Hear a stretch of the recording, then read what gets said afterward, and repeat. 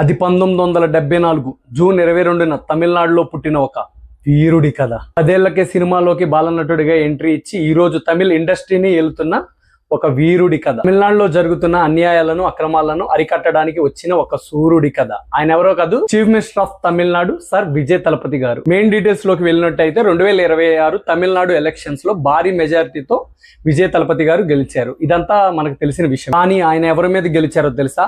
మన తాతలు వాళ్ళ తాతల నాటి ఉన్న పార్టీల మీద, అన్నా డిఎంకే పార్టీల మీద బంపర్ మెజారిటీతో గెలిచారు. ఇది గెలుపు అంటే, ఇది సక్సెస్ అంటే. తమిళనాడు ఎలక్షన్స్ డీటెయిల్స్ గురించి మాట్లాడుకున్నట్టయితే మొత్తం 234 సీట్లకు గాను 108 సీట్లు విజయ్ తలపతి టీవీకే పార్టీ కైవసం చేసుకుంది. 59 సీట్లు డిఎంకే, 47 సీట్లు ఏడీఎంకే, 5 సీట్లు కాంగ్రెస్ కైవసం చేసుకుంది. 4 సీట్లు అక్కడ లోకల్ పార్టీ అయిన పిఎంకే, 2 సిపిఐకి, 2 సిపిఎంకి, 2 విసికేకి, 1 బీజేపీ, 1 డిఎండికే గెలిచాయి. కానీ ఇక్కడ మన విజయ్ తలపతికి ఒక చిక్కు వచ్చి పడింది. తమిళనాడు గవర్నమెంట్ ని ఫామ్ చేయాలంటే 118 సీట్లు కావాలి. కానీ మన విజయ్ తలపతి గెలిచింది 108 సీట్స్. ఇంకా 10 సీట్స్ కావాలి. ఇప్పుడు మన విజయ్ కున్న ఆప్షన్ అలయన్స్, పొత్తు పెట్టుకోవాలి. ఇప్పుడు ఏ పార్టీలతో పొత్తు పెట్టుకునే అవకాశం ఉందో చూద్దాం. ఫస్ట్ డిఎంకే పార్టీతో స్టార్ట్ చేద్దాం. డిఎంకే పార్టీ 1948లో స్టార్ట్ అయింది. ఈ పార్టీని రూల్ చేస్తుంది ఎంకే స్టాలిన్.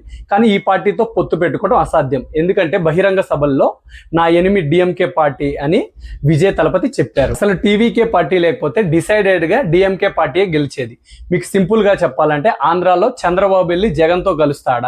అది అసాధ్యం కదా. అలాగనే ఈ టీవీకే పార్టీ వెళ్ళి డిఎంకే పార్టీతో కలవటం కూడా అసాధ్యం. Next option BJP. ఇది కూడా ఇంపాసిబుల్. ఎందుకంటే విజయ్ ఎన్నో ప్రసంగాల్లో బీజేపీ అనే party ideological enemy of TVK party అని ఎన్నో ప్రసంగాల్లో చెప్పాడు. అందుకని ఇది కూడా impossible. Next option ADMK. ADMK పార్టీతో పొత్తు పెట్టుకుంటే 118 సీట్లు కాదు, 155 సీట్లతో భారీ గవర్నమెంట్ ని ఫామ్ చేయొచ్చు. కానీ ఇక్కడ ఒక తిరకాసు ఉంది. బీజేపీ అను ఏడీఎంకే ఎప్పటి నుంచో ఫ్రెండ్స్ లెక్క. సింపుల్ గా చెప్పాలి అంటే ఆంధ్రప్రదేశ్ లో పవన్ కళ్యాణ్ అండ్ చంద్రబాబు లాగా. Next option Congress. కాంగ్రెస్ కి 5 సీట్స్ వచ్చాయి. కాంగ్రెస్ టీవీకేతో అలయన్స్ అయితే కాంగ్రెస్ ఇక్కడ కీ రోల్ ప్లే చేస్తున్నారు. ఇంకా విజయ్ తలపతి గవర్నమెంట్ ఫామ్ చేయకుండా ఆపడం ఎవరి తరం కాదు. మీరు అనుకోవచ్చు కాంగ్రెస్ ఎందుకు అలయన్స్ కి ఒప్పుకుంటుంది అని. కాంగ్రెస్ పార్టీకి డిఎంకే పార్టీకి ఎప్పటి నుంచో పొత్తు ఉంది అని అనుకోవచ్చు. కానీ కాంగ్రెస్ అలయన్స్ కి ఒప్పుకుంది. ఎందుకంటే రూలింగ్ పార్టీతో కలిస్తే కాంగ్రెస్ కి పిఎం ఎలక్షన్స్ లో ఎంపీ సీట్స్ కలుస్తాయా అని ఒప్పుకే. 108 సీట్స్ కి కాంగ్రెస్ 5 సీట్స్ కలిస్తే 113 సీట్సే కదా.